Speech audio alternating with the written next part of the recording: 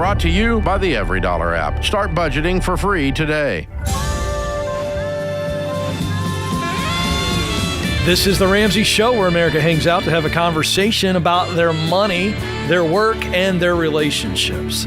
Phone number for you to jump in, 888-825-5225, 888-825-5225. We'd love to hear from you. Thrilled to be alongside the ever-gracious, graceful, she's just the picture of serenity, Rachel Cruze, ladies and gentlemen. Thank you, King Coleman. Good to be with you, Always friend. Good. Always great to host with you. Always fun. Let's go to Nick. Here's some of our friends in the lobby. We had a great crowd, by the way. Very fun. Lots of clapping. They're making us feel very validated. Thank you very much. So fun. Can't wait to meet them during the breaks. Nick is up in Edmonton, Alberta, Canada. Nick, how can we help today? Hi. I'm going through a little bit of a financial low. Literally have no money left, about $400. Don't know how I'm going to pay the bills for my kids and my fiance. And I just can't seem to get a job. And the one I did, I didn't get to hold it. And I need to know a solution to get out of this. Oh, man. So you're really going through it right now. What was the job that you had that you lost? It was a sales job where you fundraise for charities. Oh, that's a tough job because you only get paid when you raise money, correct? Pretty much, yeah. If you don't raise money, they let you go. And my manager, my team kind of collapsed, the higher-ups, and so I was let go because I didn't get the training. Sure. All right. The last job you had, what was the income that you had? So it's two questions. You only have to answer one, essentially. What income do you need to be bringing home, whether that be a week or a month, that would stabilize you, at least in paying the basics, taking care of the family? Basically about $1,000 to $1,300 a week. Okay. Maybe a little bit less, but that's not including taxes. Okay. Okay. So you need $4,000 to $5,000 is what you're looking at, Nick. Yeah. Okay. So in a dire situation like this, your most important footing is to be paying what we call your four walls. Okay. So that's food, shelter, utilities, and transportation. And so making sure that those four are covered first and foremost. Debt, everything else can be put off to the side. Okay. We will deal with that when you actually have money, but you have $400 to your name. And this is crunch time. Do you guys rent? Do you own a home? We rent, yeah. Okay. When is rent due? At the first of the month. Okay, so you've paid it for July. Utilities are due within, utilities are due very, very soon, though, and we didn't pay last month because we didn't have the money. And okay. So that's a big concern. Okay. Yeah, so staying current on these four things is your most important. Meaning, Nick, if you have to go wait tables and then work at Target at night, whatever it is, you need to be doing something. Tomorrow, you need to go be applying. And I don't care if it's below your pay grade, below a role you would usually take. You are in a situation that's dire. And your fiance, what does she do for work? She's a stay-at-home mom. We have 2 kids, and our oldest has 2 disabilities. So okay. We tried daycare for him, and no one wants to watch him. Okay. Can she do remote work, something with the computers, customer service, where she's answering the phones? And I'm talking 15 hours a week. I mean, anything. I can try. The issue is our son kind of needs her attention all the time. Okay. Yeah. Right. And so what would you do today? What would you do today? Forget career path. Forget this. This is how we're going to make money. I got to go make $2,000 between now and the next 2 weeks. What would you do? I was looking at selling my computer. Okay, I like that, but let's talk about work for a second. What would you do for work? To go make money, to go. I don't live in Edmonton, right? I have no idea. So I jump up and I show up on your front door tonight and I go, Nick, I got to make $4,000 in the next 30 to 45 days. I'll do anything. I'll shovel. I'll go work on a construction crew like that. I'll do anything. Nick, tell me, where can I go make this money? What would you tell me? The oil fields. What could I do in the oil fields? Look at me. I am the ultimate city slicker. I'm wearing white pants today. How does a guy like me make money in the oil fields? Tell me, Nick. This is great. What could I do? Like, I would either tell you to go get a sales job in a car dealership, or No. I like the oil field. What would I do in the oil field? Keep going. I don't know. Do something construction. Move pipes. Perfect. So you don't have to have any knowledge at all. You just got to have a pulse and do what you're told. Yes. Yeah. All right. Could you think of 3 or 4 or 5 more of those type of jobs for me? City slicker, American guy, no skill. Could you think of 3 or 4 more of those where I could go make some money? Like working in a restaurant, working retail. Fantastic, Nick. Beautiful. Today. And Nick, we're going to go work. Today. I'm not kidding. 12-hour days. Yeah. Okay. Yeah. You're going to be somewhere at 7 a.m. and you're not getting home until 8 p.m. Yeah. Like it is how I feel with what you just gave me. And I know you're talking, on a show to 2 people, so I may not be getting the authentic Nick, but I would be in an absolute panic, right? Do you feel that level of energy personally? Where are you at just emotionally with this? Like, this is scary. So, yeah, to be honest, I feel like I kind of failed my family a little bit, and I've been applying for job after job and retail. To me, I don't care if I'm picking up poop at a farm. I want to get food on the table and a house over. Yeah. So are you applying for these jobs, like what you're just saying? Yeah. And they're not taking you? The job market here is just it's very poor. Yeah. Well, let me tell you where I would go. Very poor. All right. Okay. The exercise I did with you, Nick, the reason I did it that way is because I wanted you to stop thinking about yourself because you're scared right now. You're also down on yourself. And I wanted you to take on this out-of-body experience and say, what would I tell Ken to do? But the reality is everything that I just was trying to get you to tell me, well, here's what we're looking for right now. We're not looking for a job where I've got to go apply and wait for 2 weeks. Rachel's made this very clear, and she's right. We don't have time for that. I'm talking about the jobs that nobody wants. And I can promise you, I don't care what the job market is, there is always a list of jobs that nobody else wants to do. And those are perfect for you, Nick, because you show up. There's no applying. You show up on the job site and go, hey, give me a shovel, give me some work gloves. This is where I'm at. I've got a fiance. I've got a child with disabilities. I have to work. I'll be the hardest work you've ever had. This is the approach. This is the approach. 2 things are happening there, Nick. Number 1, you're showing up where nobody else wants to show up. So there's a great chance that you're going to get the job. Number 2, you got a story to tell. And people want to help people who are helpable. So you show up and say, I'll do whatever. I don't know what I'm doing, but I'll do exactly what you tell me to do. And I won't quit, and I'll work 12 hours because I got to take care of my fiance and my 2 babies. That's a story. Rachel, final thoughts on this? Yeah, it's that. Yeah. And Nick, honestly, in the next, 2 to 3, 4, 5 weeks, as you start making this money again, I'm going to implore you, making sure that you guys don't get behind on utilities, don't get behind on rent. That's going to be your number 1 thing. All the debt, any payments you have, we can worry about that later, but don't forfeit your family's survival needs, food, shelter, utilities, transportation for anything else. That is your number 1. We need to get those covered for the next month or 2. And then we can look on beyond that. But you got to find that paycheck. And it can be anything, anywhere, but 12-hour days. That's my challenge to you.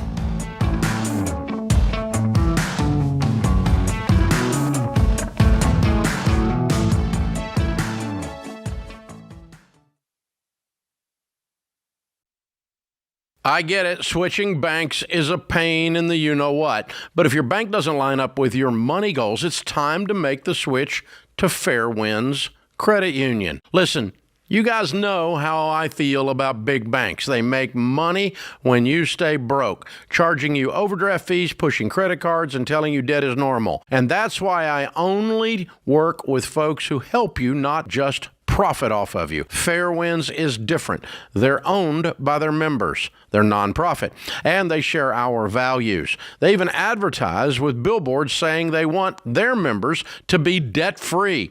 So they built the Smart Checking and Savings Bundle just for Ramsey fans.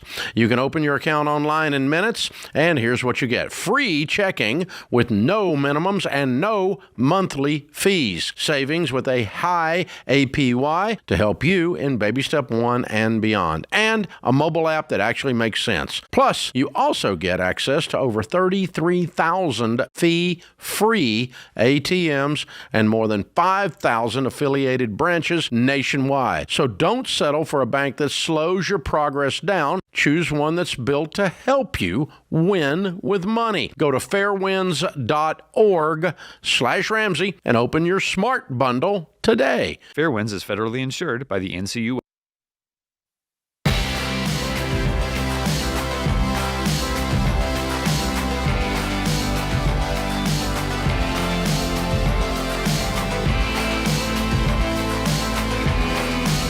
All right, Crystal's up next in Denver, Colorado. Crystal, how can we help today?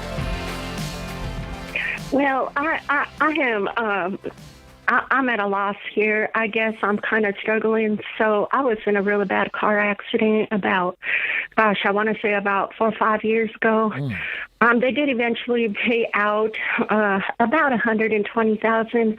Now I have utilized that money to pay off my home and to follow the Dave Ramsey way. You know, pay off my car, pay off the main necessities that I needed to try to get caught up.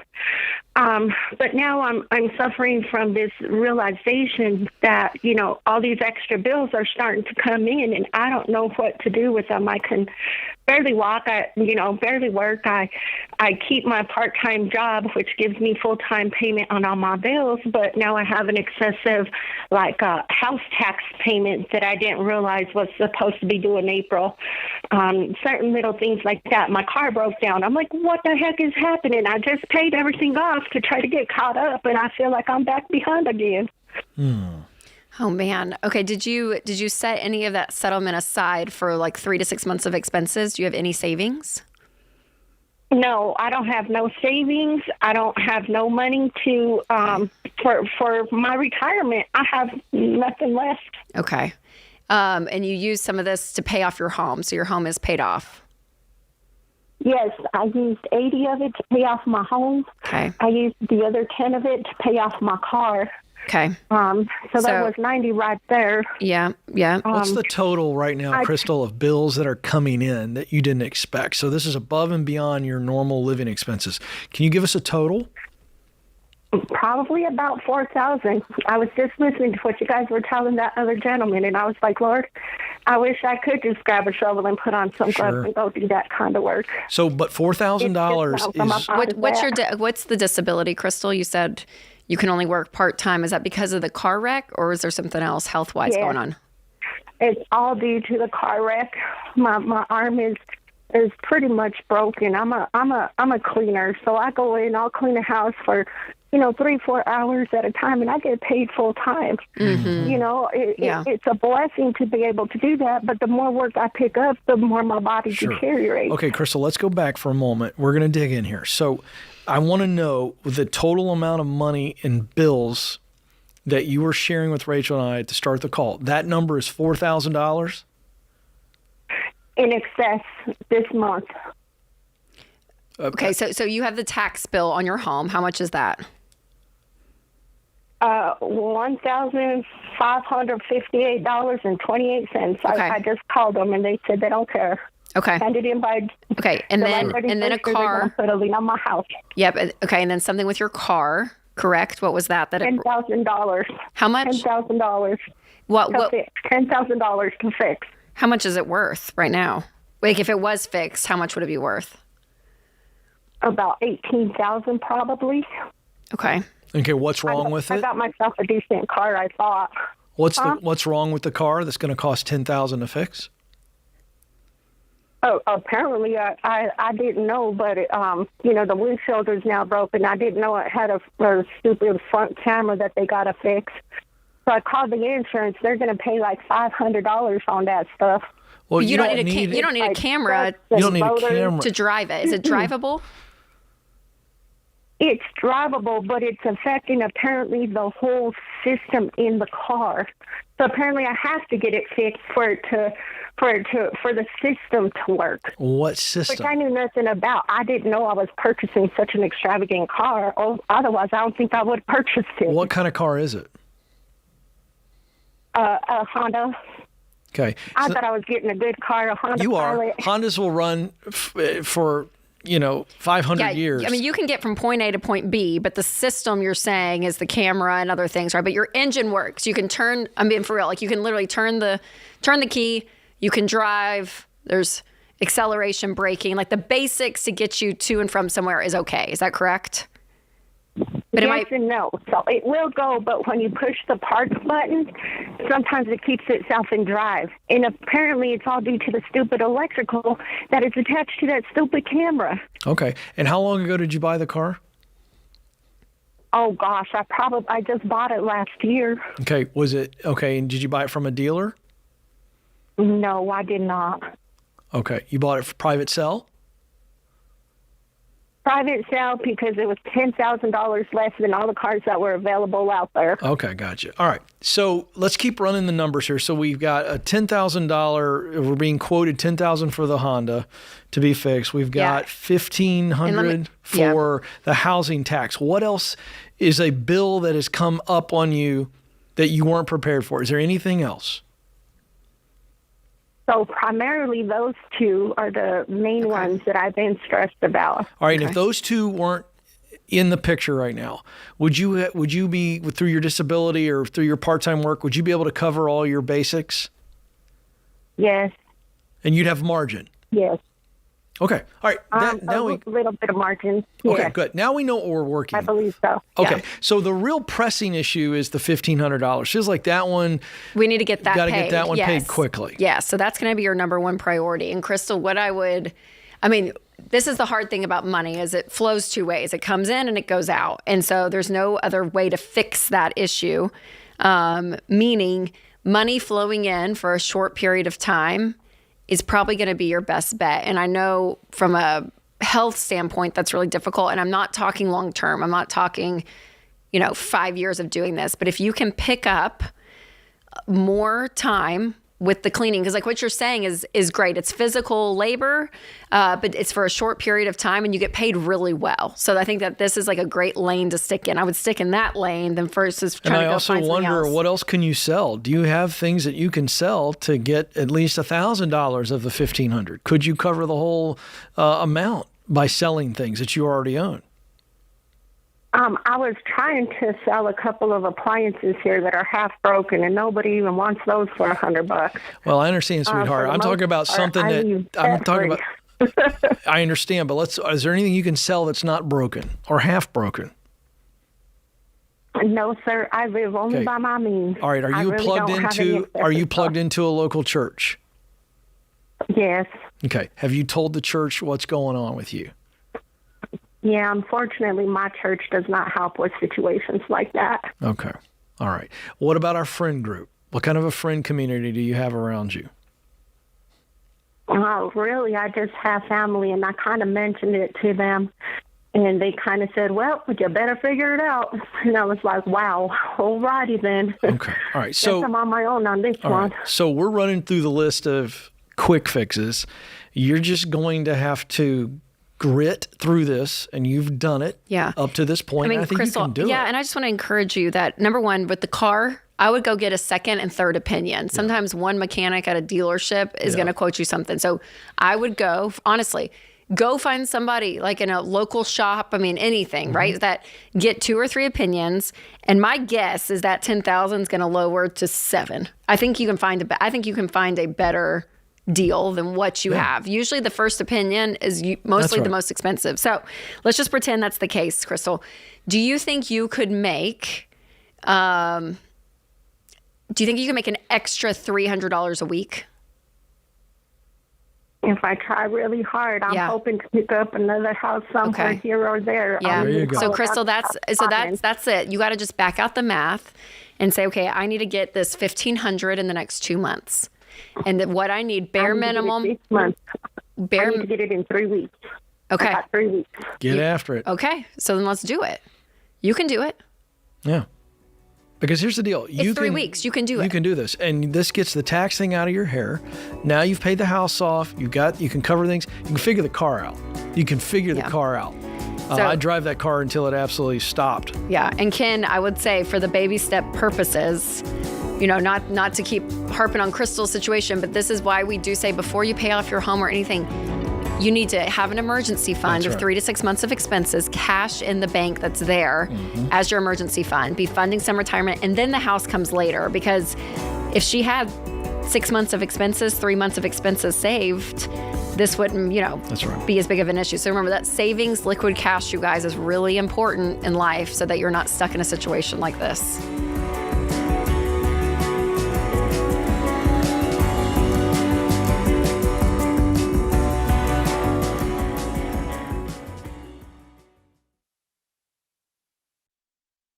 My full-time job is helping people make smart money decisions. But in my spare time, I'm a grill master.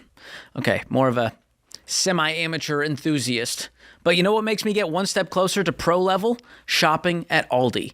The other day, I threw some Simply Nature organic chicken on the grill and ended up with a meal so good that even my picky toddler asked for seconds. Aldi has become my first stop for groceries because they've got it all, from USDA choice beef to fresh organic produce, everything you need to pull off a gourmet dinner without busting your grocery budget. So stop paying more and just shop at Aldi, where you'll save with the lowest prices of any national grocery store. Find a store near you at aldi.us. That's ALDI.us. Savings based on regional analysis of Aldi versus select competitors. Prices may vary by location, product availability, and the market.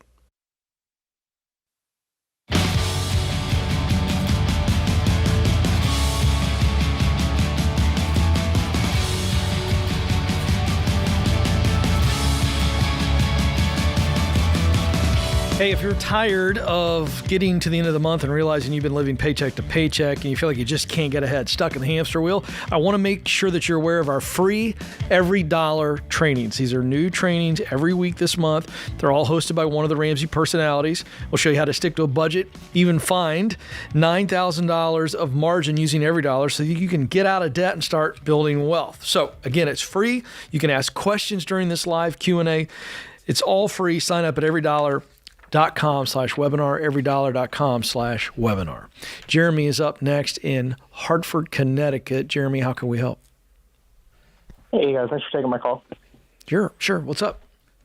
So my wife and I just had a second child about a week ago. Oh, congrats. Are you alive? Thank you so much.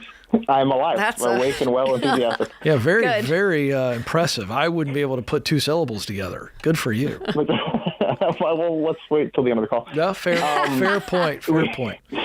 We bought a house November, so about 7 months ago now.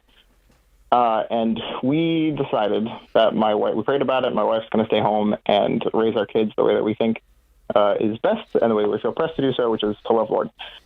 What this means is, of course, we're down to my one income. And the biggest question I have, I suppose, is I rent a garage. I'm very into cars. They're my passion. They're my hobby. But I think what makes sense is to get rid of the garage so that I can afford to obviously raise my family. I guess my question or concern is, am I teaching my kids that money is more valuable than dreams and goals? I want them to grow up and think that kids means you have to give up things you enjoy. I think that's twisted. I think if anything, it depends on. Trade-off. Yeah, I think it depends on how you communicate it, because they're little right now, so they not don't worried even about it. know what you're doing. Yeah, right. Yeah. That's one. Two, if you communicate that for a season in life, when your mom came home, I gave up this garage and these cars because I couldn't do both. And so for a season, I sacrificed. So I think it teaches sacrifice. I think it teaches discipline. I think it teaches a very countercultural message of waiting on things, right? Yeah. So I think it's all about how you teach that and how you. I don't think in any way it's teaching them that you've given up your dreams. But my question is, what's me, Jeremy? It's teaching them you're an adult. And sometimes you got to make tough decisions. You made an adult decision to go from 2 incomes to 1 income. So that means we don't get to do everything we like because you guys are more important in this season. I mean, do you know what I'm saying? Like, we just talked to so many people and they don't live in adulthood, if you will. You know what I mean? It's all of it. And you're like, you can't do that. That's not how the world works. And so, no, to me, I'm like, it's common sense. It's the opposite. It's like, oh no, actually we're making trade-offs and still living within our means to actually make the decisions that are truly valuable, right? I mean, to you all, you're choosing, not really, but sort of, the value of raising your children and your wife being a stay-at-home mom, which is the most incredible gift, for cars. Yeah. So if anything, it's like, How much money is this like that, costing? like to me, I'm like that is great. And your kids aren't even going to know it because by the time they even understand what's going on, Jeremy, they're going to be 7, 8, 9, 10, and you guys are going to be in a completely different financial situation. So I would not worry about this at all. In my head, Well, yeah. you're being an adult, and that would be the lesson that my kids would learn. I don't know. Jeremy, am I a boomer? Who am I right No, now? I mean, That's like the least Gen Z thing I feel like I could ever say. No, I think it's great. We both said the same thing, but you're retorting. I want to hear this retort. Well, so part of the reason I'm slightly concerned. So this is now, I started a new career path, I guess, a few weeks ago at the same job, which was the intention was to do this years ago, but they kept kind of kicking the can down the road, so to speak. So the raise I have now, because I'm in training, is very minimal. So we've given up a lot in our budget already. We're past the four walls, but like not far at all past the 4 walls for the time being, supposedly. It's only a few months. The issue, like the thing that scares me, I guess, is I don't know. So I rent a double deep garage bay 4 minutes from my house for $350 a month on a commercial lot. So they don't care if I run a business out of it. For $350 a month, I surely, outside of the blessing of God, will never find that again. My concern, I guess, is I don't have like high prospects. I don't know that I'll be able to get something like this back. Okay. All right. So I got it. Let me dive in. Let me dive in. All right. Let me ask some questions like I'm a bad lawyer on a TV show. I think we can get to this. Okay. Because Ready. All right. Because I get where you're going. You're trying to convince us, and we don't have any numbers. All right. Do you make any money on this garage, this $350 a month expense? Do you fix cars up for other people, or are you just messing around with your own cars? So it used to be I'd run a business after work, but now with a second child and trying to improve my marriage, I'm home more often. So the last few probably months, I haven't done work out of it. It's just been a place to keep my project now. Okay, let's go back. So when you weren't with the second kid or the new baby, how much money were you making above and beyond the $350 through this garage doing car stuff? Probably like $1,000 or $2,000, just enough to keep enjoying it. And how many hours a week was that prior to baby to get to that number? A week? Probably 10. 10 hours a week. Okay, so you've cut back because of new baby, and so we're now not putting the 10 hours in. So as it sits right now, it's a $350 expense. There's no income, correct? It's correct, yeah. All right, and what are you projected to make after your training period in the new job? Supposedly. Well, Supposedly. do you not believe these people? That there's got a heavy dash of cynicism on that statement. I've heard it twice. Well, the position I'm in now was supposed to have years ago, but they keep changing management. But let's play this out. Management didn't promise me. So what have you been told after the training period? How much more income per month or per year will you be making? They haven't told me a number, but based on the colleagues I'd be working with, if I guessed low, it should be near 90,000, 100,000, somewhere around there. 90,000 in addition? No, full time. That year. Okay, what are you making? Salary. What are you making to this prior to this point? What's your income minus the wife? About 60. And how much was she making? She was making she was self-employed, about 40. Okay, so with this theoretically, with this raise, you would almost be back to where you were with her income. Correct. Yep. Okay, I'm not trying to tell. And when will that happen? When will that happen? You think? What's the timeline on this? It's about 5 months from now. At this stage, 5 months from now. All right. There's all my questions. That's good. I think Lawyer Ken. Okay. Thank you. It paints a different picture Yeah, it does. in that. Yeah. If I'm you, now this is where could be great. Rachel could hate this idea, and I welcome it. But I've heard what I needed to hear, Jeremy. Load it. All right. And I think this is a conversation between you and the wife. And I think you find 10 hours again. You got to give her the time. See, I knew you were going to do that, Rachel. I'm not saying he's got to help out at home. But here's the reality. I'm not done with my, All right, my thing yet. Keep going. I'll be quick. Keep going. I would find the 10 Okay. hours. I would find the 10 hours and I would start making money on the garage again so that this is a completely moot point. Is it 10 hours a month or a week? A week. Okay, here's my. week. Can I? Okay, mom of 3. Realistically. I'm listening. Okay, realistically, you work, Jeremy. What time do you get home from work? Typically 4:30, 5. Beautiful. I'm handing babies off. I'm like, hello. That's you're home. fine. He Here. can do that until Okay. nighttime. And then he goes to the garage. No, I Yes. want my husband watching a show with me. And then on Saturday, no, you're not going to the garage from 7 a.m. to I 6 said have a p.m. conversation. and have a hobby. I said have a conversation. This doesn't feel like a conversation. No, it doesn't. This feels like a confrontation.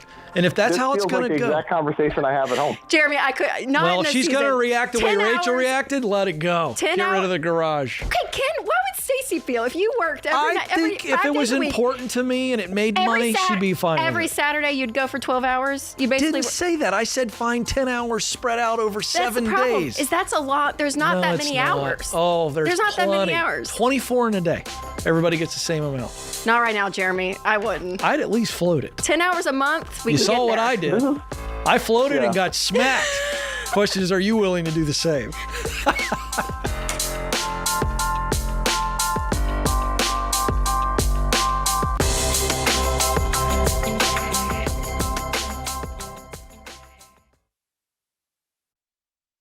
These days, business as usual is anything but. Tariffs make trade policy a moving target, supply chains are squeezed, and cash flow is probably tighter than ever. So if your business can't adapt in real time, you're in a world of hurt.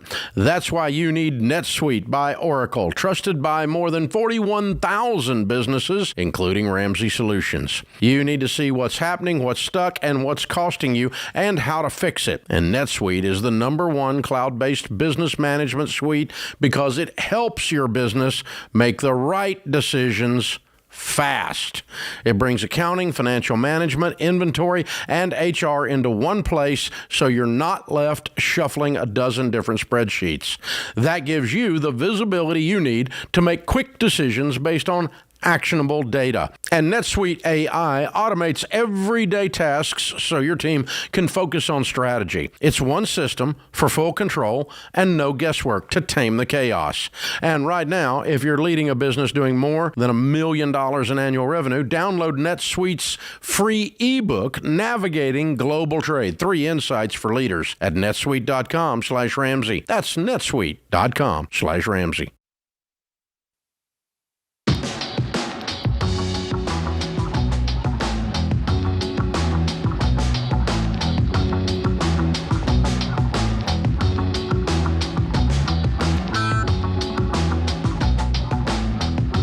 All right, let's go to Anna, who's joining us in St. Paul, Minnesota. Anna, how can we help? Thank you for taking my call. We did the baby steps. We have no debt. We're less than a month away from my husband's retirement. Wow. Now we want to use our 401k as part of our retirement plan, but we just don't know where to go and whose advice to trust, and we don't want to run out of money. Yeah, it's a good fear. How old are you guys, Anna? I am 60 and my husband's almost 67. Oh, great. Okay. How much do you guys have in your 401k? It's just a little over 450,000. 100. Okay, 450. And is that all the retirement you guys have, or do you guys have a Roth IRA or anything else? I have a little, but not very much. I didn't work very much. Okay. And any other accounts, or is that the 450 which you guys will be living on? That is it for the and their Social Security, and I do some odd jobs. Okay. Have you guys run a budget on how much household expenses and all of that you need a month? Yes. Okay. I between about 4,200 a month. 42. And how much do you guys get from other funds like Social Security and all of that? I think it's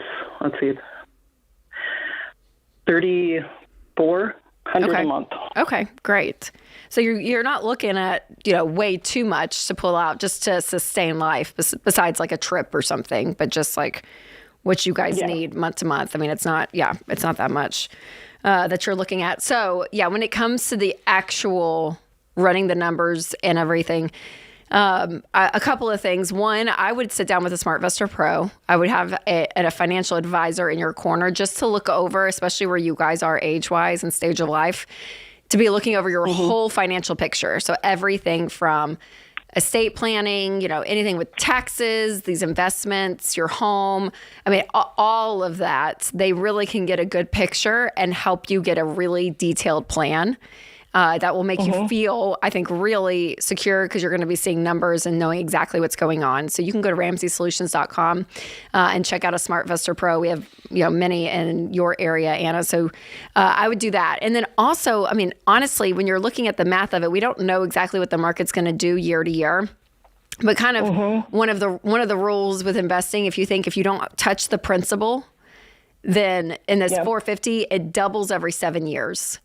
Is kind of like the rough math you can play. So it'll be 900,000 in 7 years, and then 1.8 million. And that's really, not touching that principal is going to be key in order for that math to work out. But you guys you can even just go on RamseySolutions.com and our investment calculator and plug in some of these numbers too, and to know, okay, if the market on average is making, you can do, 8, 9, 10, 11% on what your money probably will make on average over the long haul. You can see how much interest is going to be gained and you guys living off that. Because I think the key really with investing, if you want this to go the furthest, is not touch that principal. And it's really that interest that you guys are using to be living off of. And the encouraging thing, is that you guys, there's not a ton that you're needing month to month. I mean, it's like not even $2,000. So I think you guys are going to be completely fine. But I think you would feel better. I would feel better if I were you, is to be able to look at everything, my whole financial picture. And honestly, a SmartVestor Pro could sit down with you and do that. And so that's what I would do. I recommend this for everyone, is to get a financial planner in your corner, because it is so helpful to look at the bigger picture. And that's really what they're going to be able to walk you through and do. But just know, on the front end, that you guys know what your expenses are, which is great. You know what's coming in outside of investments. And then to know, okay, we're not needing a ton month to month that we need to live off of. So you're not even really going to touch the principal when it comes down to it, which is great. Yeah, Anna, I think Rachel's absolutely spot on. I would only add that when you're sitting with a SmartVestor Pro, you really want to look at this number and you want them to help you project to where you understand what a low output would be as far as interest, medium, and high. And then I personally would go, okay, let's just do our planning on what a low number would be. Be conservative in it. To Rachel's point, to be very conservative so that we're not touching that the principal. And so then I would do whatever it takes, part-time job, cut some expenses here and there, just to leave that nest egg that alone. Leave that alone if you can, for as long as you can. We have money in a money market too, for like our emergency, or like you said, if something comes up, we have about 60,000 in that. Perfect. So that's going to keep you from most likely touching anything for emergency. That's a pretty good amount. So again, you're looking at your month-to-month expenses. What do we live comfortably with? And we're going to make up the difference so that we try to not touch that principal. And that's the goal. Okay. But you got to get with that SmartVestor Pro, somebody who you trust, who explains it to you in a way that you guys go, oh, totally get this. Here's what we think we ought to do. And then we make up the difference. So you guys are in good shape. You just, what's missing from this equation for you going forward is knowledge.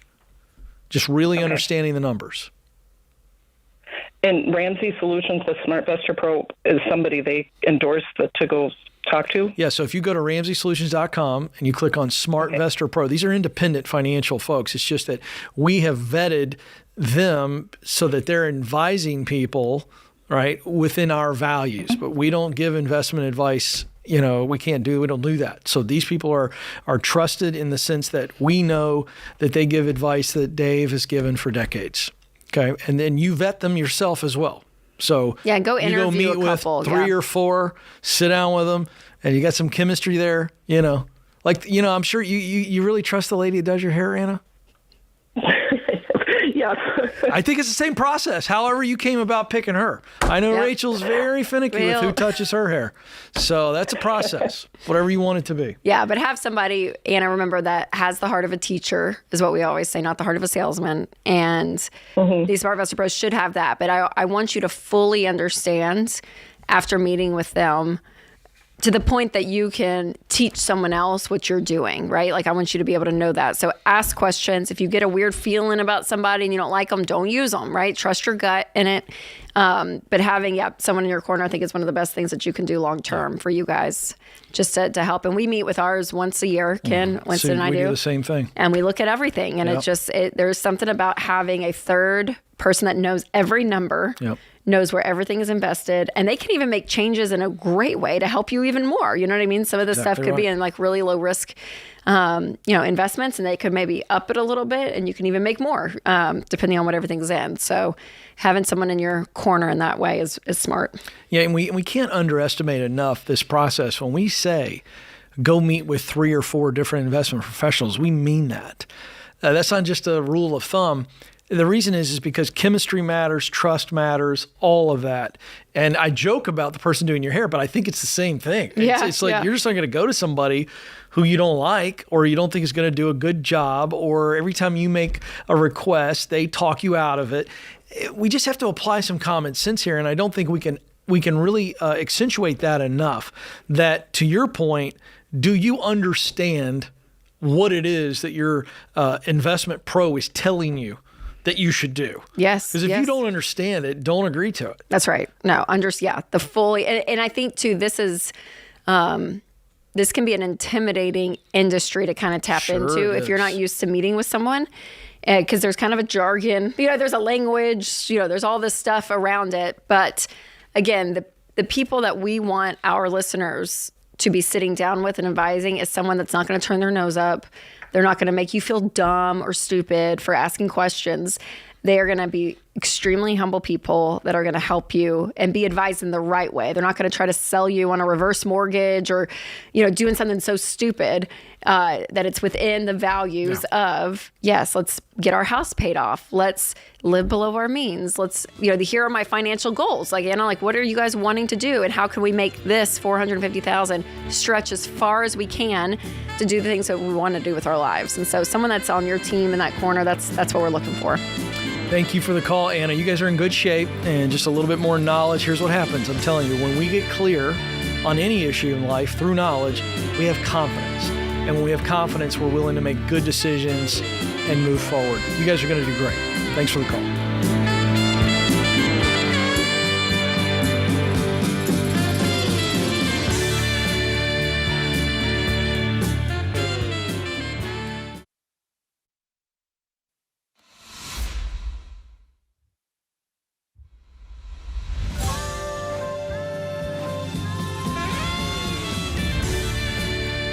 This is the Ramsey Show, where America hangs out to have a conversation about their money, their work, and their relationships.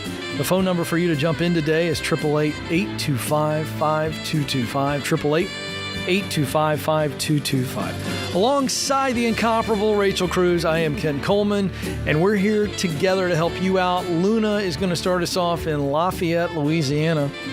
Luna, how can we help? Hey, y'all. Okay, so I get $725 a week to cover groceries, diapers, lunch out, eating out for my family of 5. And I'm frustrated with myself because it seems like it's hard to make that work. I'm always asking my husband, hey, can I get an extra transfer of $100 here or $150? And I'm just really frustrated with myself. And I know he's also frustrated and doesn't understand how $725 doesn't work. And he also doesn't understand how I'm not saving some of that I get every week. Yeah, I was getting ready to say, when you started listing out all the things that the $725 is supposed to cover, I was like, the eating out part is not even possible after Luna, all the other things. Do you think it's an issue that your husband gives you money once a week? And you don't have access to money? except having to ask him for it. And he doesn't understand why you're not saving. Is that what you think is going on? Is that She's what's got an happening? allowance. I don't think it's an allowance. Is it an allowance? Okay, he's never said allowance, and I have never said allowance. Is that what it is, though? You have a different account, and he puts in $725 a week into your account, Luna. Is that right? Yes. Oh, right. wow. Yeah. Good pickup. I thought this was just like a line item in the budget. Oh, so he gives you $725. And he's expecting you to save some of this money in your account. Okay, Luna, I think we got some other issues. Does that feel weird to you? You know, we've been married for 15 years in August, and he has always been the one who's handled the money. So it doesn't feel weird. Do you guys have a budget meeting? No, we don't have a budget meeting. You have no idea what his income is? Okay, I do. Oh, And well, I can what's tell your you. household income? Do you have access? Can you log into his account, Luna? Yes, I can log into his account. great. I can log into our Edward Jones account. He's been a broker for 7 years. I think that A broker, a real estate broker? a real estate broker, yes, for about 7 years after he got out of the Navy. And I think $400 a year would be the average income. The only debt we have is our primary residence. Our house is worth about $1.2 million, and we owe $500. So he's making about $400,000 a year. Yes, on average. And you know how real estate is. I mean, Sure. And he's giving you that's why I said on average. basically $3,000 a month. Yes. All right. Well, I don't know what the specific thing you called about, but I'll go right in on the thing that you laid out first because Rachel's boiling over here. I can feel a source of heat to my right. I don't like it. I get it. I don't either. But one of the things that I think might help is for his frustration, he's not dealing in reality, minus the whole weird relationship thing that's going on with this deal. But I would show him, I'd start delivering receipts. Have you ever done that before? When he gets frustrated, go, hey, look, Sparky, let me show you what I spent the $750 on this week. Yes, I've said, hey, can we go through I use my debit card, and I have said, let's go through my checking account. I mean, it's public, Walmart, it's food. But he's not willing to do it? Not really, no. Okay, well, there's part of it. So now we have another relationship issue. It's weird. I've even said, I'm sorry to interrupt. No, go. I've even said, hey, this Monday through Wednesday, I want you to go to the grocery store, and I want you, whatever meals you want, I want you to buy the food. Because it really is food, and I feel like things like haircuts or buying my 3 children clothes that they need. Hey, you sold me. I know, because I'm plugged in enough to know. And Stacey handles all that. I'm frustrated with myself, though. And like, okay, what $725 a week? Why can't you make this work? And it's just been hard. Well, this is counseling. I think this is therapy. I think this is therapy. Luna, I'm like, I'm hearing you say all of this, and do you feel like completely isolated and making decisions completely apart from your husband, who's supposed to be your partner in life, that's supposed to be in the trenches, and you guys are doing life together, and he's pushed you off on an island and said, little one, stay over there, and if I decide and I grant, because I am so wonderful and apparently know everything, grant you the money, then maybe I'll give that to you. Like, it's so disconnected. Like, you emotionally have zero support, and the fact that he's not even interested in what you're saying makes me feel like there's like a lot of marriage stuff there, Luna, where I'm like, it's just not loving. That's just not a loving way to treat your wife. And let's say you were, let's say it was absolutely ridiculous, Luna. Let's just pretend, okay? I don't really think it is, but like, what if it was? Then at least, like, as a husband, at least sit down and help me problem solve what's going on instead of just leaving me out on my own. Like, that's not connection. That's not doing life together. That's not. It's like he's shaking his head saying, do better. And and I'll tell you this, Luna, and I don't like it. I don't even like saying it out loud because it's kind of weird. But all of this, we hear this a lot. Husbands giving wives allowance, or even wives. My wife only gives me $400. You know, it's a parental type relationship in that way. And that is not a marriage. A marriage is 2 adults coming to the table and getting to make decisions together for the good of our family. All right, so what would you do? I want you to put yourself in Luna's shoes. What would you do today if you're in her shoes? I would say I want you to close your checking account. I'm closing mine, and we're going to the bank and opening up one joint account because I'm sick and tired of doing this on my own. I'm sick and tired of you accusing me of something that is not realistic and not reality.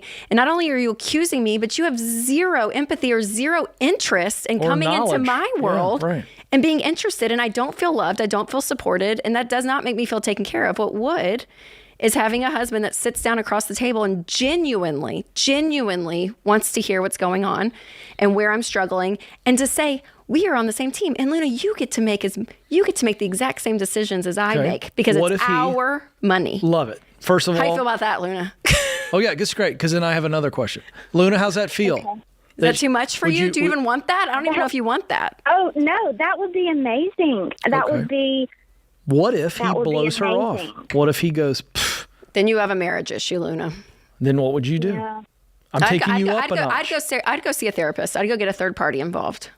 You'd lay the law down. Yeah, because I need help in my marriage. I agree. My husband is not on the same page with me. I think she has to be prepared for that stuff. And if it's not there, Luna, the problem that we see consistently, because this is the one piece of advice, what I'm giving you, a lot of people give us hate for, give us so much crap for saying combine your finances. People hate this.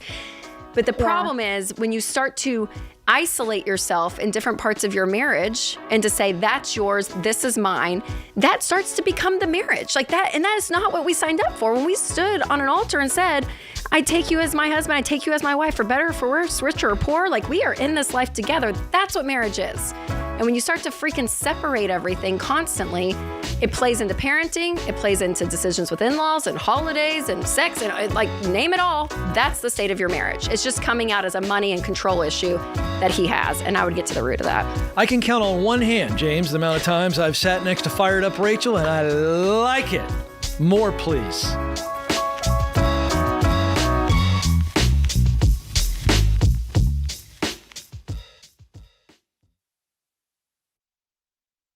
I've been helping people get margin back in their budget for over 30 years, and switching your phone plan is one of the easiest wins out there, especially with Boost Mobile. Boost gives you unlimited talk, text, and data for just $25 a month. And I'm not talking about some promo rate that goes up later.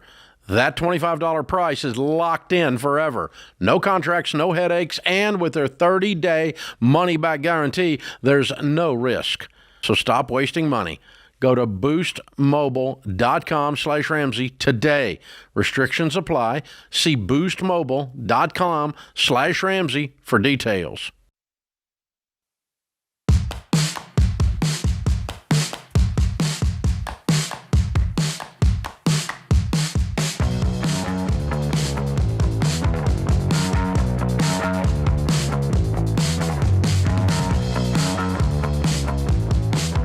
All right, Nico is up in Morgantown, West Virginia, home of the West Virginia Mountaineers. Nico, how can we help? Hey, I was hoping to get some advice on kind of setting myself up to mitigate risk in moving from a full-time job into being self-employed. Love this question. I've gotten this hundreds and hundreds of times in my time here. So let's walk through this. What are you currently doing, and how much are you making? I am an animal control officer for the county, and I make about $33,000 to $35,000 a year. We have, an undetermined amount of mandatory overtime that we have to do on some on-call weekends. Okay. Do you have any debt? I just finished paying off my credit cards as of the end of June. Okay. And I have about $7,000 left on a truck loan. On a truck loan. Okay. And are you done with the credit cards? Yes, they are $0 balance. And you're going to cut them up, get rid of them? Yep. Okay. And we got $7,000 on a truck loan. What's the truck worth? The truck is worth probably about $10,000. Okay. So. It's an old used Ranger. Okay. And then what's the business that you want to, are you already running it on a side hustle level, or is this something that you would start from scratch? Yeah, I've been running it, and it kind of was an attempt at full-time for a little while, and I had a whole bunch of mental health stuff that I was dealing with at the time that made it not functional. What is the business? So I've been, It's a custom woodworking. Custom Oh, woodworking. nice. Okay. And how much money were you making profit before you went through the tough stuff? In that, I kind of was already going through some of the tough stuff at the moment where I transitioned into doing that, because before that I was self-employed as a professional musician. And so doing the music stuff, I was making about 25, 30 as well. So And have then, you ever made any kind of income on the woodworking? Yes, yeah, absolutely. Give me an But idea. it was. I want to say during the most profitable stuff, probably about 10 or 12,000 a year. But that was with only probably working about 3 months out of the year or so. Got it. Okay, so here's my rule of thumb. And I just wanted to kind of get an idea here. But my advice for someone who wants to go from day job to working for themselves is very few but very clear rules. Rule number one, I want you to, in this case, you don't really have enough of a track record to get to step one for me, but I want someone to have 6 months at a minimum, 12 months ideal of the income that they pay themselves, that they make in the day job. I want that to be in the account of their dream job. In other words, the company you own, this woodworking, let's call it Nico's Woodworks. Let's say you said you make about 34,000. So I would want 6 months of your income currently as animal control, minimum, in Nico's Woodworks bank account. Ideally, I want 12 months. And the reason is when you go from this day job where you can count on a check, Rachel, and you come in, I want you to be set up for cyclical, seasonal, whatever, where you're the chief everything officer and you got to go get the client and then you got to go do the work. You got to hire the crew. And so the reason I like 6 to 12 months of your current salary in the bank of your self-employment situation is it gives me some breathing room. I think the worst thing someone can do, Rachel, is put all this pressure to survive. That's it. I was going to say the urgency. It's just too much when you're trying to start something. So that to me is the minimum. And then I will leave once I've got that 6 to 12 months in the bank and I've got a pipeline of 2 or 3 jobs waiting on me. That would be an absolute ideal scenario. Now, you're not there. So I would tell you, you're an animal control guy until we get back in this stuff and you can get half, let's call it 17,000. 17,000 minimum in your account. I really prefer you to get the full 35. That'd be kind of fun. And I think it would require you to be patient, which I think patience is a virtue when you're starting your own company. But that's the advice I give so that there is no interruption of income and there's not all this stress to survive, because all of a sudden the dream becomes a nightmare. And that's why I give that advice, but you're not there yet. Nico, with your woodworking, did you have to turn down jobs? Like, did you have like a good word of mouth situation where people were coming and asking for projects and you just didn't have the bandwidth to do it? There have been ones that I haven't booked because like people are coming to me and not kind of recognizing the costs of custom work like that. And there have been stuff that I've had to turn down. Yes. Okay. But mostly it was an issue of just pricing, not having the kind of the bandwidth to be able to be putting the time into it. That was now. Have you addressed that? Sustainable. Have you addressed the mental health challenges that held you back? Yes. Yeah. They're currently in the works of continuing to be addressed, but they're a whole lot better than they have been. Yes. Well, see, I would add that to the mix. I gave you a financial rule of thumb. I would also add in there, you know what? I want to make sure that whatever I'm doing, if I'm working with a therapist or a professional or a medical situation, that I've got a pretty good prognosis on that recovery as well. Because you will always have that waiting for you. Don't rush this is what I'm getting at. Yeah, and this is very much like I'm aware that this is not going to be a tomorrow or next week or a month from now kind of a jump. Perfect. I'm definitely. And here's the key. See, we don't like jumps. I love that you said the word jump. Remove the jump. Yeah. Everything I gave you was about walking just effortlessly, carefree into the future. Yeah, you made a comment you had to turn down, or some people didn't do the job because of pricing. Do you feel like you're going to have the clientele to pay for what you're doing. Because you're right. I mean, custom woodworking, you pay a pretty penny for it versus going on Amazon or something. Do you think that there's enough demand to keep? I do think there is. I think that it's going to be a continual effort to try and kind of get my way into some of those circles. Yeah.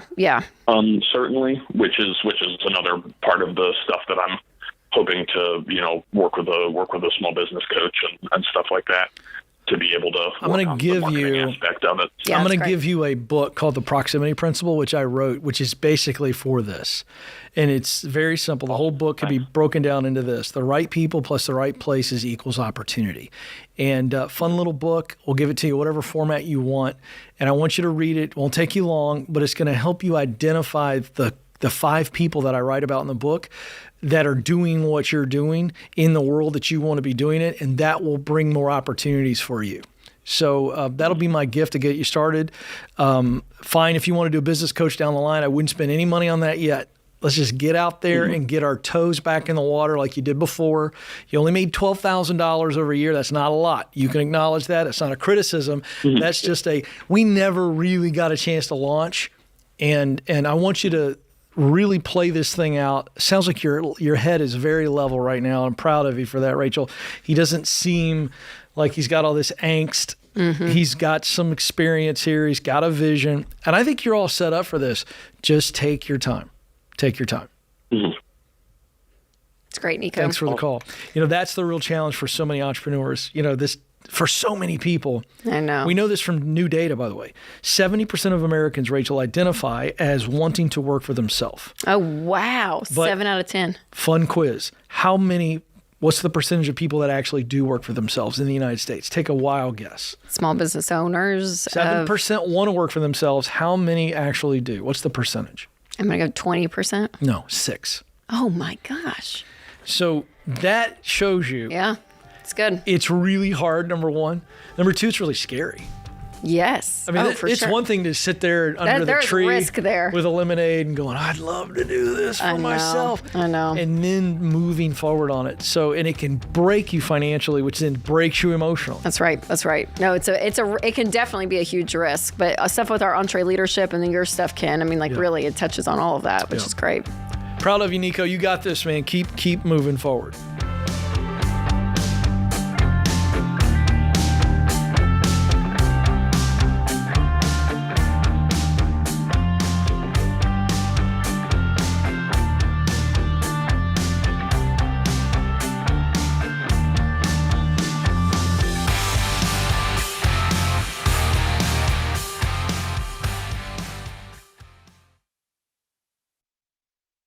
Statistics show that half of Americans don't have enough life insurance, or they don't have any at all. I don't understand this, John. Why don't people want to take care of their family? They think they're going to die or something? Well, I used to be one of those guys. I didn't even think about it. And one of my buddies said, hey, the only reason to not have life insurance is if you hate your wife and kids.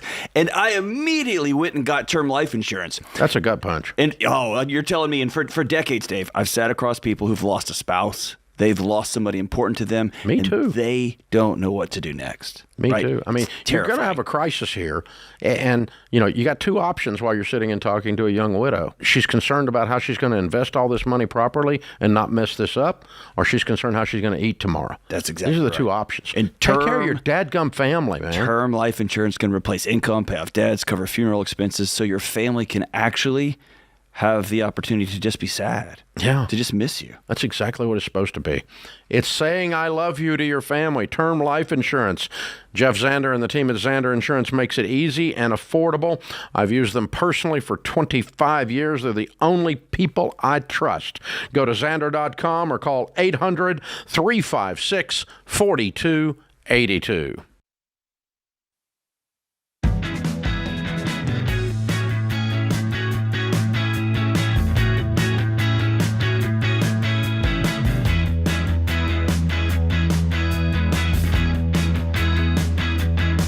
All right, folks, we'd love for you to help us keep growing. We're getting new people joining all the time, YouTube, podcasts, wherever you listen to podcasts. Of course, radio, Sirius XM, all over the place. And you can help us grow by liking, subscribing, and sharing. We appreciate that very, very much. Jason is up next in Boston, Massachusetts. Jason, how can we help? Hi, thanks for taking my call. You bet. My wife and I, we're 42 years old. We have two boys, one 6 and one 3. We bought our house in 2021 for about $1.3 million. We locked in at 2.7, very low rate.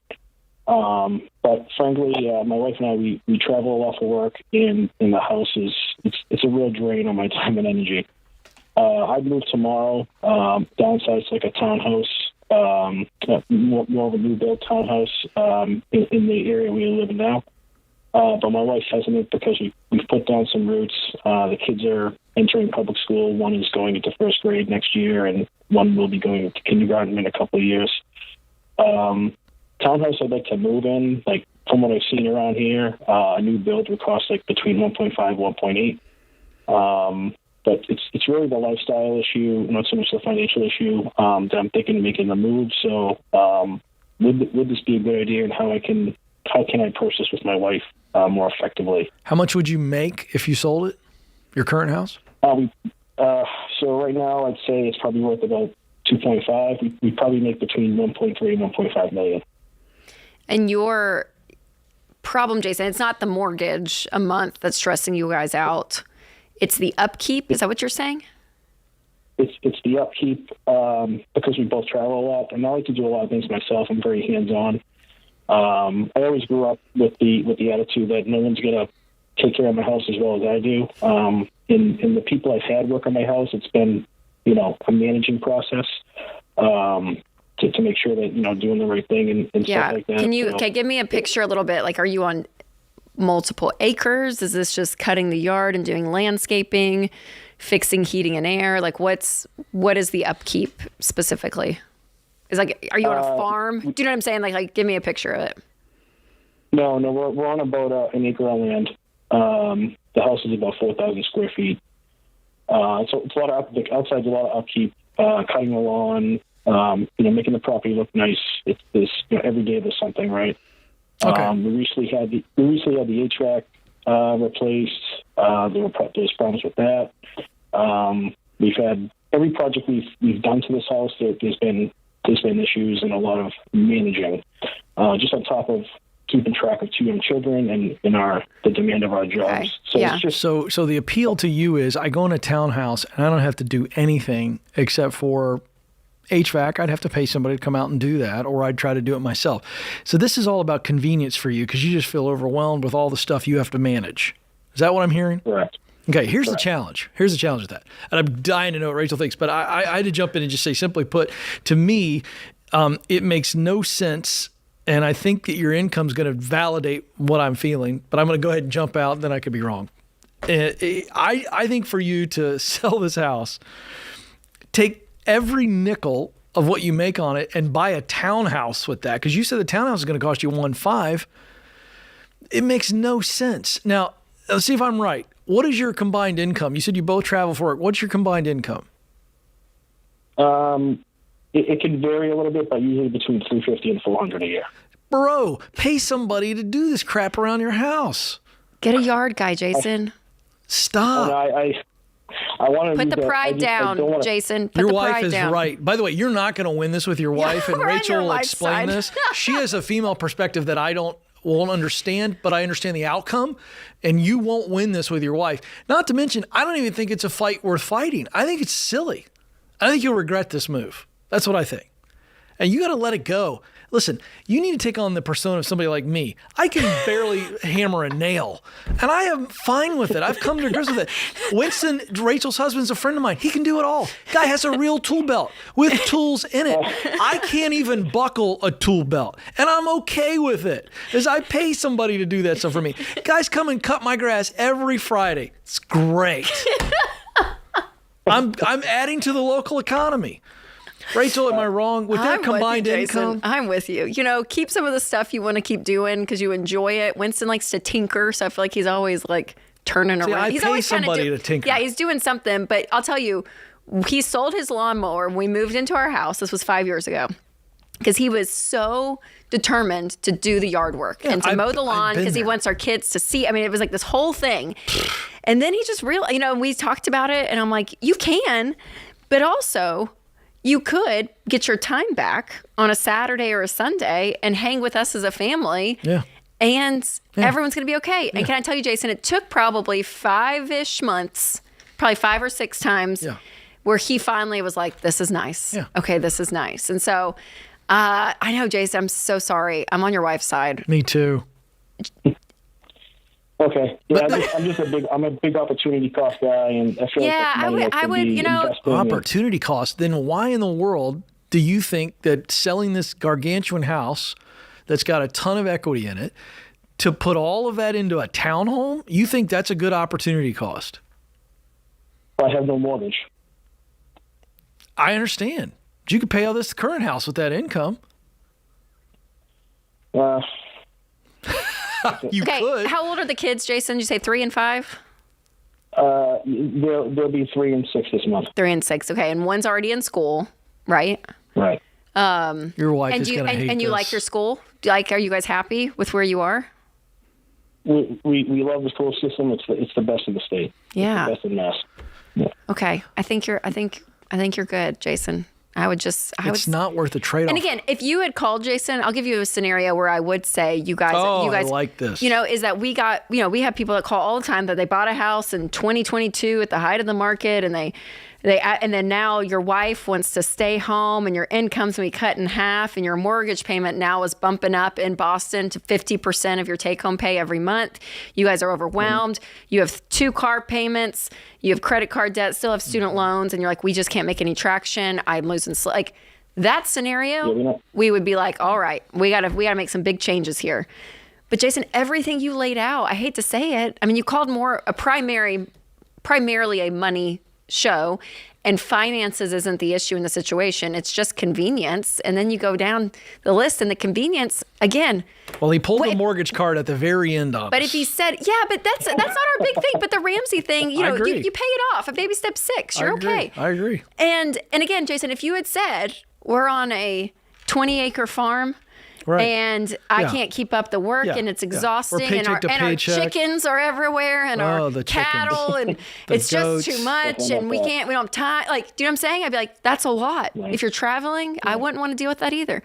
But it's a yard, Jason. You got a yard. Yeah, and pay someone to mow the yard. There's HVAC companies, man. Those dudes come out and imply that, and you're sitting inside drinking an Arnold Palmer watching golf. That's what I do.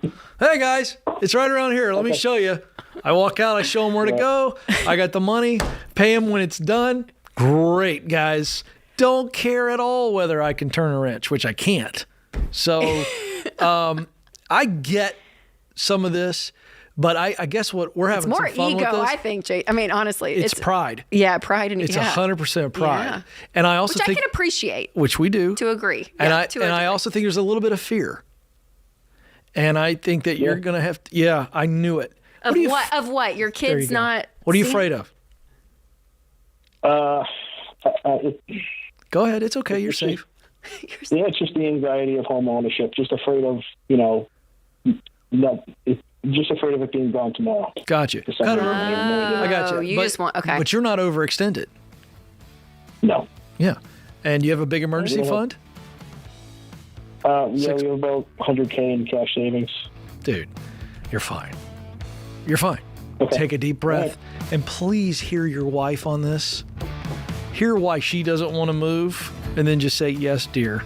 And move on. You're not saying yes, dear, blindly. You're using some logic. Listening to her heart. It's logistic. Yes. Yeah, there's a logic side that it makes sense. Let's talk about nesting, okay? Hello. That's a thing I didn't realize. And when your kids are in school too and you get emotionally attached, that's a hard change.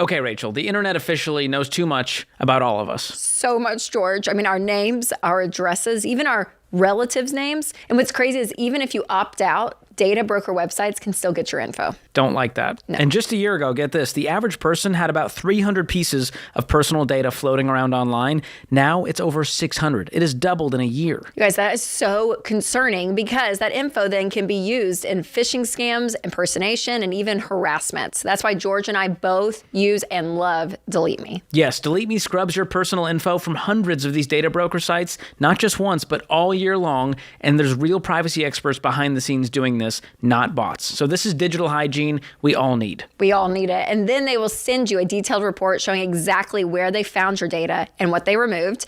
And you can even request custom removals if you have something specific you want them to look out for. Exactly. And this is not being paranoid. This is staying protected. And so far, Delete Me has removed my info from 240 listings and saved me 94 hours of time it would have taken me to do it. I love it. And you guys, in a world where strangers can Google your grandma and get enough info to scam her in just 2 clicks, Delete Me gives you peace of mind. Yes, so go to joindeleteme.com/Ramsey for 20% off. And that discount brings their annual plans down to about $9 a month. So go check it out, joindeleteme.com/Ramsey.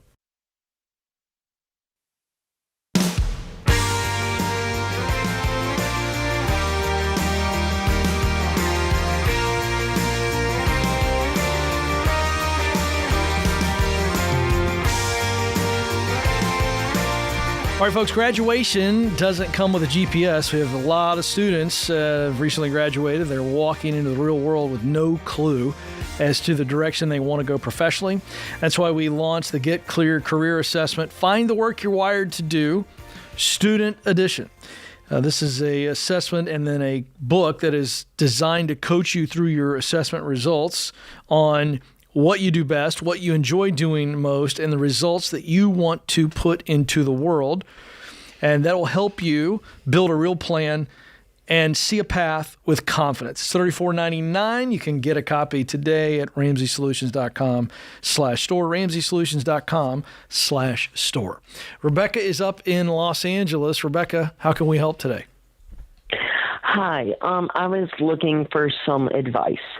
So, I recently moved to California from Baton Rouge, Louisiana with my husband, and I wanted to know if it would be okay if he were to become a stay-at-home dad. Well, why wouldn't it be okay?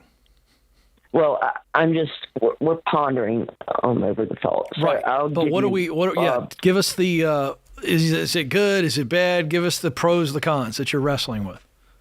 Okay, so it's good. I'm an oncologist. I make around $525,000 a year. Okay.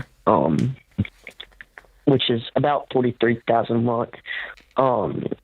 We have no debt at all. We don't even have a credit card. But we just don't know if we should do this. But what's making you have pause? Let's just take your side of it. What makes you go, I don't know. I think I need to call the Ramsey Show. What are we wondering about? Because, well, it's not the money, but it's the thought that people are going to look. Because most people who have a stay-at-home parent, it's the mom. Right. I'm worried about the cultural change. And I'm worried about, let's say he was on the PTA, other kids saw my kid's dad there, and they started just talking. Okay. I don't even know what they would say. Gotcha. I get it. I get it. I understand now. Does he share that same concern? He not very much so. Was this his idea? So it was my idea, but he has supported it. What was? Why was it your idea? What were you thinking? Well, before I was able to before I went back to school and became an oncologist, he was always making way more money than me, and I always thought I would get to. But now I'm nearly doubling what he's making. No, I'm over doubling what he's making. And do you want to be a stay-at-home mom, Rebecca? I do, but that's when the money comes in. Because right now he's making. What is he making? About $175,000. What does he do? A year. He is a project manager at a plant. Okay. Well, wait a second. I'm confused. How you became an oncologist? That's a very specific path. And so when did the shift happen? And I'm fine with it, but I'm just curious. Mm-hmm. When did you want to become a stay-at-home mom? And then why are we moving to L.A.? So basically, I was going to be a nurse practitioner. Mm-hmm. I got done with college and everything to get there. I was a nurse practitioner for 1 year until my mother got breast cancer. Okay. And I saw what she went through, and I really just wanted to help women who were going through what I saw my mother do. Sure. Yeah. I get it. Totally. Wow. Rebecca, how old are your kids? My kids are 2 and 5. Okay. But why L.A.? Just real quick, I'm trying to get as much of this picture as I can. Why Los Angeles? Yes. So basically, in Baton Rouge, the most I was going to be able to make was around $300,000, which is great. But we're actually outside of L.A. Okay. So gotcha. I saw this job, and I was like, at the time I didn't have kids, really. I was pregnant, but I didn't have kids yet. Okay. So I was like, let's do this. Okay, then you have babies, and you're like, oh my gosh, now I want to. Yeah. Okay. Yeah. Okay. So you don't have nobody. Okay. So, Ken, I would love your thoughts on this. Okay, because number one, the situation, if your husband ends up being a stay-at-home parent and your only concern is what people think, you got to throw that out the window, Rebecca. That's easier said than done, but you can't live your life like that. Like, that's exhausting. People do it all the time, get some in debt with a lifestyle. I mean, like all the things, like just seeing other people, thinking what they're going to think about you. Mm-hmm. So easier said than done, but I put the blinders on for that. My second thing is, and this is a little bit more of a bigger picture concept, but you live one life and there's a life you want to live. And if you're able to live and do the things you want to do, the golden handcuffs of a big salary is not always the best choice. Now, is there a world, Rebecca, where maybe you say, hey, I don't know. I don't know if this is an option. I'm going to pause and I'm going to stay home till the kids go back to school and then maybe I'll jump back in. I don't know if it's like, hey, I'm going to work 4 years. We're going to save X amount. So that way we can both basically retire and put $2 million away and call it a day and ride off into the sunset and do whatever we want. Like, you know what I'm saying? Like you do have an incredible opportunity to use this money as a tool in your life to do the things that you guys want to do. But when the tool becomes the handcuffs of a life, that's where it sucks the joy out. Where I feel like in America, people just applaud it. People would hear this usually, Rebecca, and be like, oh my gosh, incredible. Go make a crap ton of money for the rest of your life. And who cares about any other desire? But you're like, I want to be home with my kids too. So I'm saying use that money and that income for whatever period of time it's going to be to magnify what you want to do. Does that make sense? It does. I have more questions and comments still. How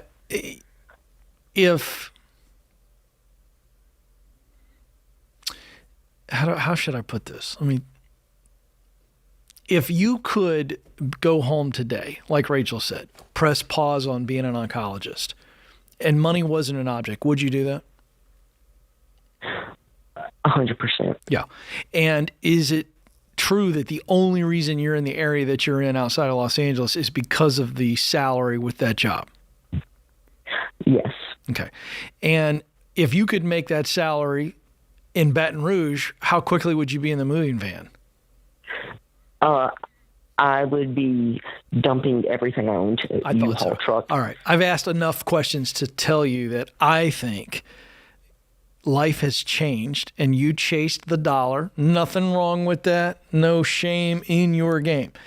But I would go back to Baton Rouge and I'd be a stay-at-home mom if I were you. And I'd have your husband go back. He can go back and make that money. Now, I know there's some planning, and I'm not trying to make this sound so simplistic, but I think Rachel's absolutely right. I could not agree more with her. And I just heard your heart on this issue. you're living a life you don't want to live right now. Now, it's really good pay. I know. Rebecca, that's the only good thing I heard in this entire scenario. I know. Can I tell you, there was a couple at Money and Marriage 2 years ago, and she was a scientist or something. I mean, she did something just like crazy smart. She was making almost $1 million a year. And she stood at the microphone at Money and Marriage with just tears because all she wanted to do was just be home. But she feels like it would be so irresponsible to walk away from something that insane. Most people would never do that. I understand that. And John and I both coached her. They were debt free. I mean, everything. And we were like, do it, walk away. Yeah. And they came back. Oh no, they went on the Ramsey cruise. I saw them on the cruise. Oh, fun. And I was like, how are you? And the life in her eyes, Rebecca, she was like, totally it was different the person. best decision I ever made. Yeah. And so we get these golden handcuffs, Rebecca, and I know we're making it sound quick like you're saying, but I think I'd make moves to go back into your homeland. I can hear it in you. Change your life. Yeah.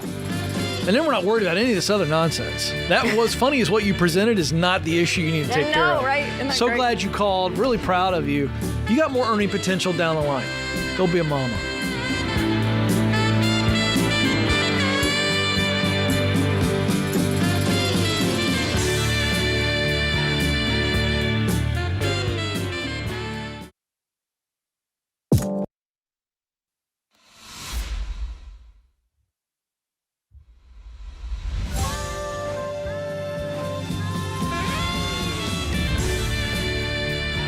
This is The Ramsey Show, where America hangs out to have a conversation about their money, their work, and their relationships. The phone number for you to jump in today is 888-825-5225, 888-825-5225. I'm Ken Coleman. Rachel Cruze is alongside, and we're here to coach you up. Lane is going to start us off in Savannah, Georgia. Lane, how can we help? Hey, guys. I am 23 years old, and I am about $21,000 in credit card and personal loan debt. Uh-oh, how'd we get there? Like Dave says, dumb with money. Okay. Just buying stuff? Well, what is it? Was it a one purchase, multiple? Multiple purchases over, I'd say, probably the past 6 years, I'd say. And you called us today, why? I struggle with budgeting just because I have many things. I mean, I don't really know. I've never had a good way of budgeting. I've tried every dollar, but I don't know. I think I'm scared to budget my money to pay off the debt. I don't know. I just pay minimum payments, and I'm just. Do you come from? Do you think you're living your life the way that your family lived their life with money growing up? Well, my dad was a business owner, so we never really had to worry about much, but I'm trying to match what they did when they had their money, and I'm not there. Yeah. yet. Do you think that this is, and by the way, we're not trying to come up with this big bad reason because we've all been there, but I'm just curious, is this impulsive fun stuff for you over a period of 6-7 years? You're just like, this is fun, and this seems like fun, and I want to do this, and I'm just going to go do it, and that's how we got all these loans and credit card debt? That's right. Okay. That's right. And when you say it's hard to make every dollar work for you, describe as best you can what's happening when you try to go into every dollar and use it? Well, it's really just I don't know how much to budget for, say, groceries because I don't go grocery shopping every week or every month. Maybe sometimes I might buy enough groceries one month to supply me to the next. Mm-hmm. And I have a vehicle payment that I pay, and some months it's supplied with other money that I make other places and not from my one income. Do you have a stable, regular income? Yes, sir. What is that? How much are you taking home? But after taxes, it's usually around $820 a week. Okay. All right. And then how much money do you make as additional irregular income? It just depends. Right? Usually, I mean, some weeks I'm making more money. Some weeks I'm not making anything at all. And what are you doing? Are you working overtime on your current job or something totally different? Just overtime. Sometimes it's more, sometimes it's less. Gotcha. Okay. So you're making around, 45 or so a year? Yes, ma'am. Around 40, 45. What do you think's going on, Rachel? What's happening here? Well, I mean, Lane, I just don't think you're planning well. There's just a part of me that's like, you're kind of just on a whim, like, okay, I'll find money here, put something there. And there's not really a plan in place, is what it sounds like, which is, to me, the reason why you got into all this credit card debt too, is there's not really a plan. And if you don't have the money, you just swipe it and pay the minimum payments, and your interest rates on those credit cards, I mean, they're probably horrible, right? 22%? That's right. Yeah. Yeah. So how many cards are there? There's 5 cars. Okay. Lane, do you have the opportunity to work overtime as much as you want? Not really. It's more of kind of like a weekend basis. Okay. Okay. And like 1 weekend a month. Are you single? No. No. Are you married? Well, single, not married. Okay. You're single. Yeah. Okay. So, Lane, here's what I would do if I were you. Number one, and I would do it right now while you're on the phone with us, I'd get out your credit cards and cut them up. Get rid of them. I already did that. Oh, you did? Good for you. Nice. Okay. Did you close the accounts? I haven't paid them off yet. Yeah, you got to pay them off. So, that's fair. That's so, right. Yeah. No, but okay. So what I would do is list out these credit cards, smallest to largest. So out of the 5, do you know the balances on each of them? Yes, ma'am. Okay. What are they? Well, it's not by heart. Okay. If you had to just guess, what would you say? Probably like first card is what? So the one personal loan I have it's $5,500 right now, and okay. And then highest credit. Yeah. The highest credit card I have is $4,100. Okay. So the other ones are probably, like little ankle biters, probably like a $2,000, a $2,000, a $3,000. Like they're probably just they're probably small. And okay, so what I need you to do, because I think you can do this, Lane. I really do. I think that there's a lot of hope here. Number one, I'd be taking as much overtime as possible. Like anytime it's an option, it's a yes. Yes. I would also go get a second job somewhere. Go wait tables, go do something. Because here's the thing. We always say this. When you are in debt, you have to go completely scorched earth. Like you have no time to yourself. You have no expenses that are going out that are not food, shelter, utilities, transportation. That's it. Like there's nothing. You're going to be eating turkey sandwiches for every meal at home. You're going to do nothing. Nothing fancy, Lane. Nothing. And this is going to be one of your biggest obstacles, Lane, because you have not had to tell yourself no in 6 years. You haven't had to say no. Something comes up, you just I'll just do it. This is going to be the biggest discipline challenge for you. And so what I want you to do is I want you to make a budget, and you're going to have your rent, your utilities, your food, and transportation. So your car loan, how much is your car for, your car loan? It is $869. Ooh. Okay, how much is it worth? Or how much do you owe on it? $43,000. You owe $43,000 and you make $40,000? Lane. Oh my gosh, I got to feel this is a giant truck. Oh, Lane. Okay. How much, if you sold it today, what would you get it for? What would you get for it? Kelly Blue Book says it's worth $38,000. Beautiful. Sell it. So great. All right. You're going to scrape together $2,000, $3,000 in the next 60 days, Lane. Okay. Doing whatever you can. You're going to pay off the difference of this truck. And you got to scrape together a little bit more. I don't know if a bank would give you a loan. I don't even know if I want to What other have that toys? interest. Now that we're on this track, real quick, what other toys do you have that are associated with this credit card debt? Any toys? A girlfriend. Huh? A girlfriend. Oh, geez. I wouldn't call her a toy. We'll just move right on. I meant like machines, like bikes and motorbikes or boats and stuff like that. Is there anything else you can sell? I don't have any of that. Really, it's just like gaming console. Most of the credit cards, I'll be honest, are say vacations. Oh. And stuff just buying gaming consoles. Yeah, on you're broke. It's only $20 a month. Yeah, you're broke, dude. Lane, you got to get out of this truck. That's the number one thing. That's going to free you up almost $1,000 a month. Yeah, huge. You have to sell this thing. You have to work. And tell your sweet girlfriend, honey, sweetie, you're going to be watching movies. She needs a job. Why is she on a gaming console? It's not her business. I know, but they're playing games. No. Why are they playing games? Go sell the gaming console. Yeah, and Lane, like nothing, bud. You have to grow up. You're 23. Like you can't be just saying yes to everything. That's what children do. I saw a commercial. They do what feels good, and you gotta go scorched earth, man. I saw a commercial last night for Spam. Didn't even know they were allowed to sell that anymore. Lane, go get you some Spam. Get some tuna. Get ramen. PB&J.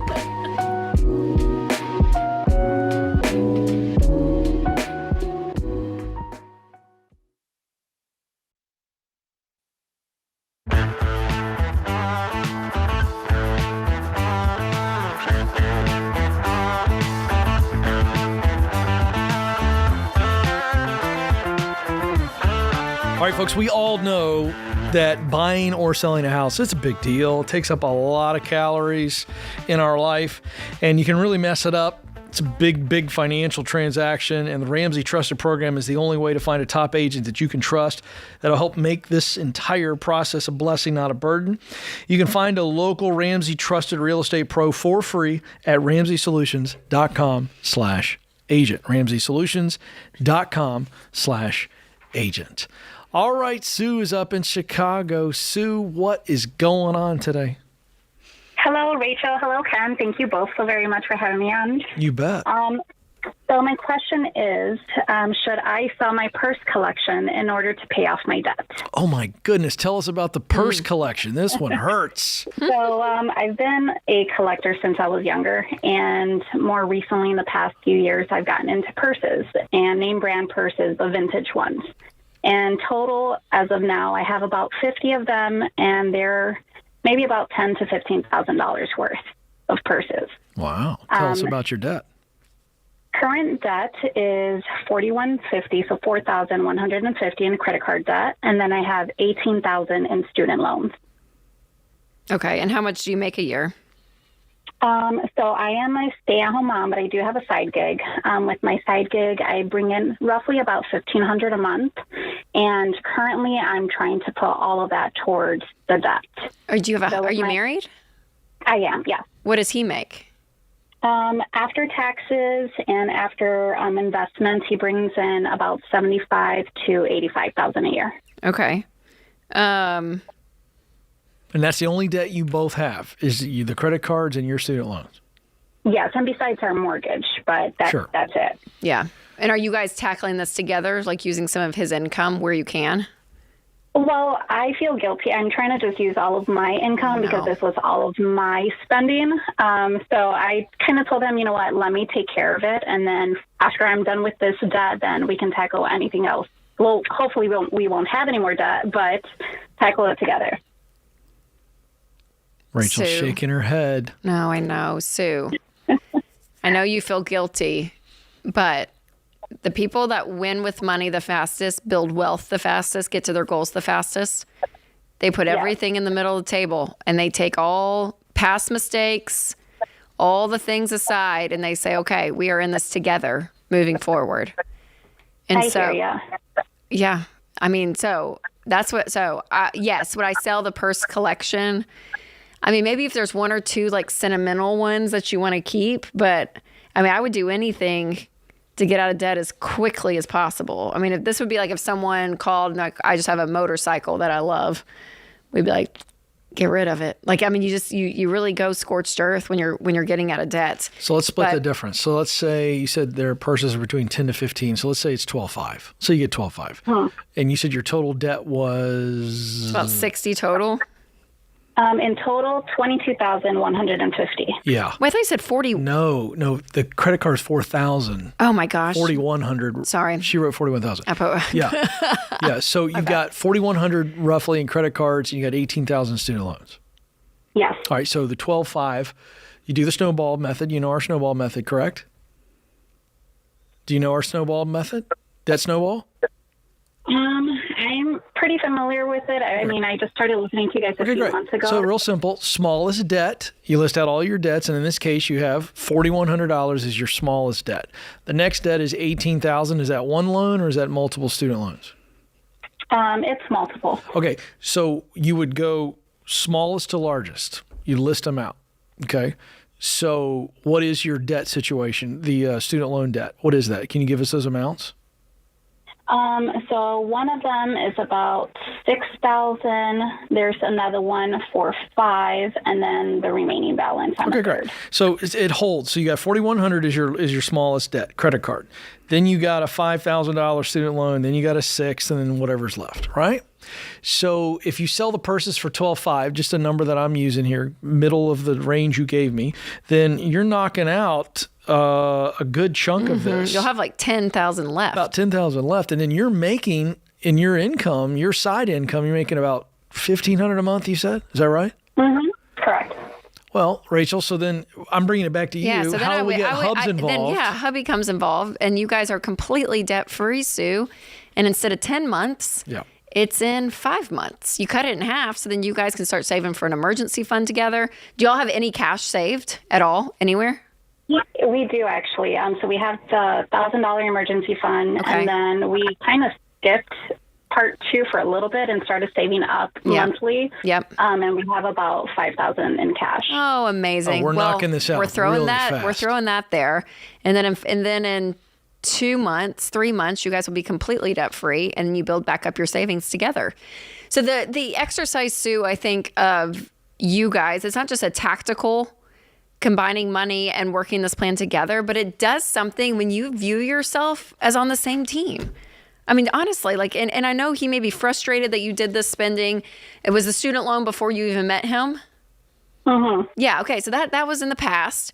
And so I'm like, I'm not a sports girl. I don't know why I'm thinking of this, but I'm like, if you're on a team, the quarterback throws, sometimes the wide receiver doesn't catch it. Bad play. It's very good. But it's a mistake, and you get back up and Next you play. run the next one. And so there's just something about This is very exciting. this team mentality. I'm so proud right now. I could burst. The Vols. I was used looking at the Vols schedule, UT Vols, You and I'm used looking a for football I did. metaphor to coach. And I said the right positions and everything. You did so. it right.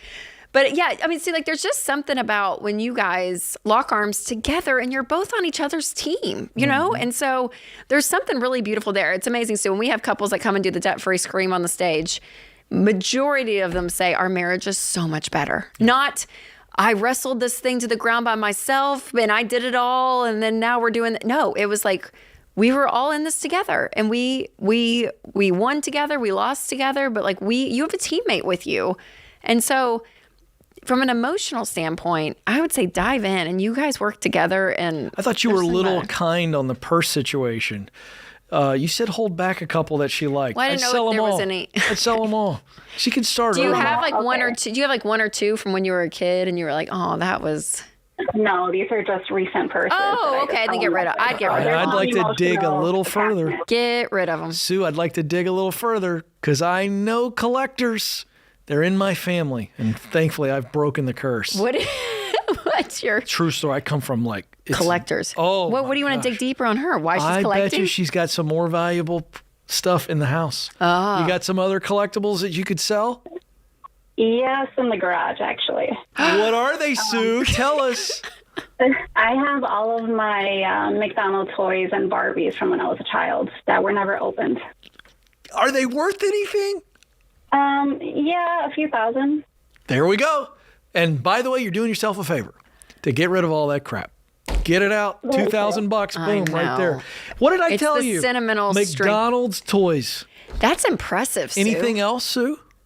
No, besides that, I think that's pretty much it. I'd like to get in your attic. It is I'll bet you got stuff up in the attic.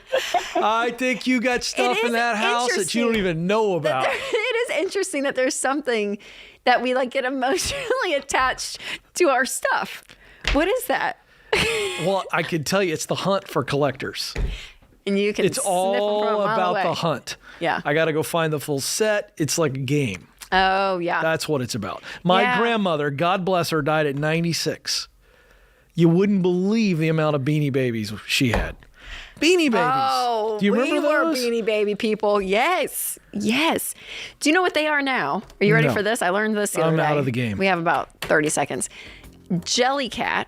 Oh. It's a type of Went stuffed to animal it in New York. And apparently they are like Huge. the thing. And we got them for like our kids. Like we got them as like baby shower gifts. Yeah. But we went in our local toy store here in Nashville, Brilliant Sky, and they had to put them in the back because they said people were stealing them. Yeah. Like, Have you they're like seen the waffle toy? They cook it for you in the toy store. What It's a were you stuffed talking animal. about? And it's Jellycat? One of the Jellycats is a waffle. So crazy. And they cook it on fake utensils. I don't get it. This is the consumerism of America. This is truth. This is a real thing. I know this because my wife told me that Josie likes these things. Yeah, no clue what a Jellycat. I thought it was a cat. Like a Jelly Belly. They said like college students are getting them. Oh. So get up in that attic. There's more stuff to sell.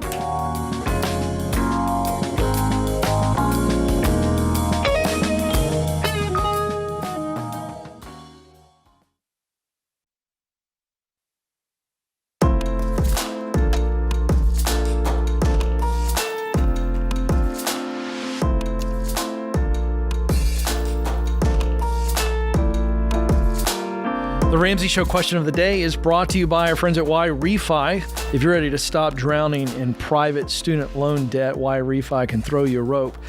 Talk to Y-Refi to see if refinancing your defaulted loans with a low fixed rate is an option for you. You can visit yrefy.com/Ramsey. That's YREFY.com/Ramsey. It may not be available in all states. Today's question comes from Derek in South Dakota. I'm a longtime follower of your principles. My wife and I are my wife is just starting her faith journey. We're working hard to pay off our car, which is our last debt, but she's struggling to understand why we would tithe instead of using that money to go towards the loan. I feel convicted to give, but I also want to be respectful of where she's at. Do I continue tithing, or would it be wise to give a smaller amount and put the rest toward the car so it feels like it's a win-win for both of us? I don't want her to feel like her opinion isn't valid if I move forward with tithing before she's on board. Oh, that's a great question. Well, the first thing that popped in my mind, Rachel, was it appears as though Derek has been tithing all this time. So the way he says, if I move forward with tithing, he's been tithing. She's new to the faith, and she's also new to this plan. So she's wrestling with this. He's been tithing this entire time, or it appears as though he believes in tithing. Mm-hmm. So I would not pause tithing. I wouldn't try to split the difference. I would, if you feel convicted, you got to listen to that conviction. It's a part of your faith. And so this is where you got to get her on board and explain why you tithe, what's going on there. You've been tithing this entire time. And this is it's just like any major marital financial decision, you got to get on the same page with it. But when you try to split the difference, when it comes to tithing, and again, I don't want to go into some theological explanation of tithing here on the show, but for people who understand tithing, it is a biblical mandate, and it is not just sort of a suggestion. And so in that case, if you feel convicted about it, you don't do it, then there's a bigger issue there. And I don't think you have to sacrifice your faith and conviction in this situation. Yeah, and I would even, do the math side of it, and just to show her, okay, if we stopped tithing, how much faster would we really pay this off? Because sometimes when you get down to it, it's like it didn't really make that huge of a difference. And, here at Ramsey, when we do teach that giving should be a part of your character and what you do, regardless of where you are financially. And we say that because we know as you continue to win with money and you guys get out of debt, you guys start building some wealth, the character of who you are during that time is what ends up being magnified. And when you can start as a giver, even with debt, there is something in that creates in you a person that is generous, and this money that you will build over time will become a blessing, and it won't become this, golden handcuffed idol kind of thing where you become all consuming. There's something about that generosity spirit, living your life with an open hand, that it creates joy, and it does. It creates peace. Your perspective changes when you find things that you give to, that you love, and there's something about that we always want to cultivate. So it's more, for me along those lines that I think are really important. So, I would stay with it. I understand your respect for her for sure, but you guys are kind of new on this, and And I think, there may be some give and take in other areas, but this is one I would be like, hey, I feel pretty strongly this is what I want to be doing. And it's not like you're, going out and gambling it. Right. That's right. Yeah. There's a giving There's a component that's really spiritual beautiful, that's right. like there's something like really beautiful about it. Yeah, good stuff. Thank you for the question. Mary's up in San Francisco. Mary, how can we help today? Yes, thank you so much for taking my call. You bet. Thank you. I am calling. I'm just wondering how important it is to pay to have my credit monitored. I have a credit freeze. I do have, thanks to Dave and his advice, I work minimal wage jobs, and I have amassed over $1 million, and my home is paid for. Oh my gosh, Mary, well done. Yes, and it's been hard earned and a lot of sacrifice. I'm not complaining, but I don't want to compromise it at this point. But I'm just wondering how important it is to have a credit monitoring system. I pay about $300 a year for it. Well, do I need it? Here's what I would say. It's such a low cost to you at where you are financially, $300, you're not even going to realize it's gone. So if it's something for you that you feel like it's nice for someone else to do it and I can pay a service to do it instead of me do it, then I'm not mad at that. But I do want you to know though, Mary, you can check your credit report once a year for free on different websites. So you can even just pull it up. And if your credit is frozen, then really no one's going to be able to get to it like with an identity theft situation, even though we still recommend checking your credit report every single year. So you can do it for free just by logging on to a website, TransUnion or Equifax. Like there's sites out there that you can do it once a year for free. And that's what we do. I mean, it's pretty simple. So it's not that complicated. But I would say at the same time, I don't know what company that you're talking about, but if they are reputable, $300 to you may be worth it, where it's like, I'll pay for this service so I don't have to do it. If you want to do that, then that's fine. Yeah. Good call. Thank you, Mary. Now let's go to Amber in Charleston, West Virginia. Amber, how can we help? Hi. Yes. Thank you so much for taking my call. My question is, I purchased a home 2 years ago and was working a great job, had a really good income, am divorced, had some alimony, and I was injured on the job. I injured my neck and my shoulder and had to go through surgeries and treatments for about a year and a half. I was still behind on my house payments. I put it in forbearance for 6 months, and the bank has now finally come back to me to tell me what they want to do.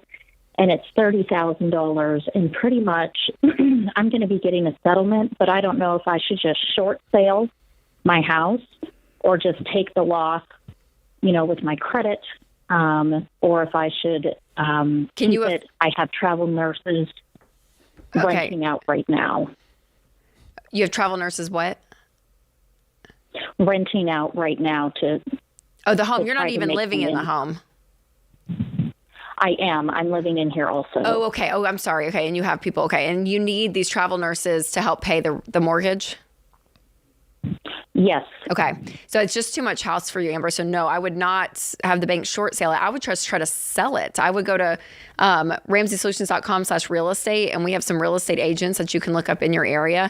And I would get that on the market as soon as possible, and I would get it sold. I've had it on the market. I've had it on the market for 3 months already. Oh, shoot. It's just listed too high. Yeah, and the bank now will allow me to try to short sale. Yeah, I don't know. Usually it's not usually the best situation. I wonder, from a real estate agent perspective, do you have it too high marked up? Have you marked it down at all just to be able to cut your losses? We did. We lowered it 2 times. And still nothing. I mean, have you run comps in the area? Is it, yes. And you have? What's the problem with the house? It's the interest rates that are scaring people away. I mean, could be, but also people are buying houses still. Okay. How much is it worth? Yeah. It's $375,000. Okay. But I'm back $30,000 on it. Well, how much do you owe on it total? It would be like $395. Oh, so you are underwater on it. Yeah. Man. I know it's a hard one. I know. Well, my That's why fear I is say you're running out of people aim to options. try to keep Yeah, I the mean, my mortgage. fear is you're Yeah. running out of options if you can't get this sold. And the problem is the bank will take it and will short sale it, and you'll just be in that situation. So, are they giving you a time frame at all? September 1st. September 1st. Okay. Well, so through the summer, and I may find another real estate agent, Amber, honestly. I would. Because I'd try to sell this thing with every reckless abandon. I'd try to sell it. Because you're going to probably get more out of it, what Yeah. you're doing, than the short sale of the bank. So I may even change realtors and just see where you can market it in other places. But yeah, that's tough. But that would be what I would do. And then at the end, if there's no options, there's no options.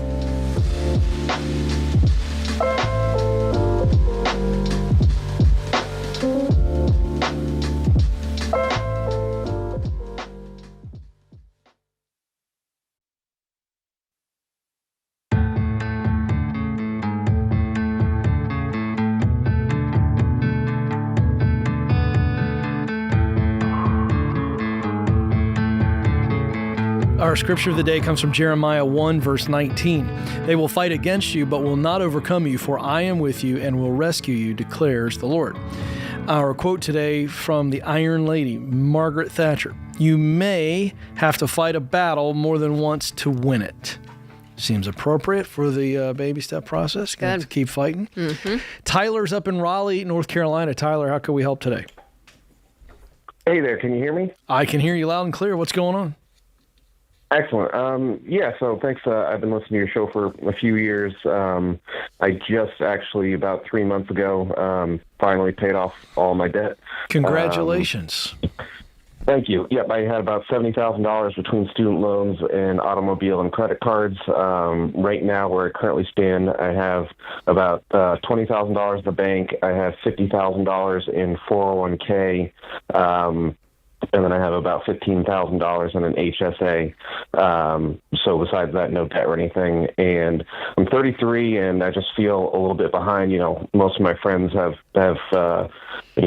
houses and kids and are much further well off financially. But anyway, so it's just two questions. Just one, kind of, how do you level set and sort of get past that anxiety around that? And then two, the big thing that I want to do next, I own a car too, so I'm completely paid off there, but I want to get a house, and I'm trying to figure out how much I should save for a down payment for a house for a single man who's 33. Well, let's address I feel like I'm behind. That's actually a myth, because if you look at most 33-year-olds, the amount of debt they're carrying, you've cleared that hurdle, and so now it's all multiplication. You've had to slog through this, and I get that, and it feels like you've wasted time, but the reality is most 33-year-old dudes haven't come to the realization of what you have about debt, number one. Number two, they haven't cleared it up. So compound interest is a fabulous thing, and when it comes to compound interest, if you have life until you're 80, you're going to be very wealthy, my friend. So your catch up is coming. That's the first thing. The second thing is, let's walk through the numbers. What's your income? I make about anywhere between 130 and 150, depending on commission. Okay, 130, 150. Rachel, what do you think for a down payment for this young man who's making good money and he's debt free? Yeah, well, our rule of thumb, Tyler, is when you go apply for a mortgage, the lowest we want you to put down is 5%. And the payment on that mortgage should be no more than 25% of your take-home pay. And that would be on a 15-year fixed rate mortgage. And the take-home pay is before retirement and health insurance and all of that. It's just really after taxes is what you're looking at. And so, I would do the math. I don't have the calculator in front of me. If I did, I'd pull it up. I can do you a want, calculator. You want to? What do you want me to do? Do RamseySolutions.com/real estate. Oh, I was going to just do it a good old-fashioned calculator. calculator. Yeah. No, because we can type in the down payment and kind of figure out what it would be. Okay. It may take a hot second here, Tyler, but we have about 5 minutes let me ask left. you this. While I'm doing this, The question is, does he need to be thinking at 33 and single a full house? Yeah, I mean, or something smaller? Oh yeah, I mean, you could totally do just, a townhome or something, because do you think you'll be in the Raleigh area for a while? Yeah, my goal is to retire here if I can. Okay, yeah. So, I mean, you're at the place financially, Tyler, that yes, that would be your next step is what I would do is, the only thing that would throw a wrench in it, it'd be a great wrench, but if you married someone, and it changed the plans, but you can always sell, and that's not in your future right now, right? You're not dating anyone that wants to move out of state or something. No, I work at a startup, so I work about 70 hours a week right now. Oh my gosh, Don't really have time for dating. Is that sustainable for you? Are you fine with that? For I've been doing it for 7 years now, so it is getting a little bit unsustainable, but I want to see this thing through until we sell the company. Okay. Yeah, that's great. Well, we'll keep that, in mind. Did you get it? I don't. Is this the cost of living calculator? Is that what the one is that you want? No. It's the mortgage mortgage calculator. Oh, gotcha. I'm trying to see how much you can afford for a. Oh, I see. Yeah. Sorry.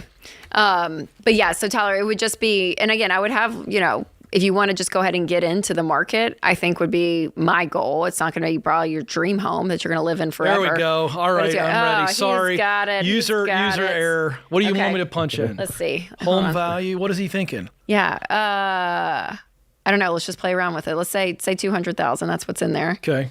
Down payment. Let's pretend, Tyler, you put down. Let's go 15 grand. Okay. Just for the fun of it. Okay. Let's see. Okay. And then 15-year fixed. Yeah. Interest rate right now is 5.95 on a 15-year fixed. Okay. All right. What do we have? What do I just hit enter? You got the worst person doing this. No, scroll up. I can't read that far, Ken. Here. Oh, you got it. Okay, perfect. All right. Should just give her my laptop. Sorry, that's what we should have done. I know. So I'm basically the senior citizen, literally, of the group. Oh my gosh, no, you're not. Because you're bringing home how much a month, Tyler, right now? After taxes and everything, it's about $6,200. Okay, if it was before health insurance and retirement, how much do you think it would be? Closer to maybe 8? Yep. Probably closer to 8. Okay. So around 2K. Okay, but that's it. That's about right. All right. So we're looking at a home value around $200,000. It actually ended up being just right. $2,100 payment, which is about 25% of your take-home pay before everything. Is that doable in Raleigh or the surrounding areas? Yeah, that's tough. I probably would have to go out into a surrounding areas just because so many people are moving here right now. Yeah. It's like impossible to find a house. Yeah. So that could determine your down payment, though. That's what she's running numbers here on. Yeah. So if you go to RamseySolutions.com and do the mortgage calculator, that's all I'm doing right now, just plugging stuff in. So $250,000 mortgage. It'd be about $2,600, almost $2,700 payment. Look at it, populated it for all me. of it. Yeah. It's all right there, which is great. I was over here looking for it. So I would run some numbers, Tyler, on that and just see, and maybe you do a little bit more of a down payment, wait a little bit longer, whatever it looks like. But what were you thinking? I'm curious. What down payment size were you thinking? Because you've already thought about this, is my guess. Yeah, that's the thing is I have some very fiscally responsible.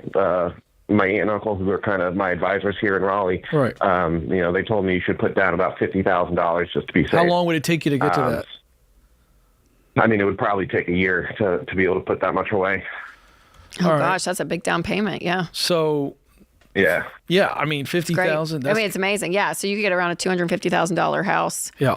And again, running your numbers and get really clear on, because you're also, pulling that 6,200 was from after retirement and health insurance and everything. So I'd go back and run some numbers, Tyler, and just say, hey, what's the true number that I'm bringing home before all of those things are being taken out, and what's realistic of that 25% of that take-home pay. So that's Do you all think we're doing. I'm crazy? Okay, Tyler, I'm going to throw a scenario out here. This is what I think. I don't know what Rachel's going to say.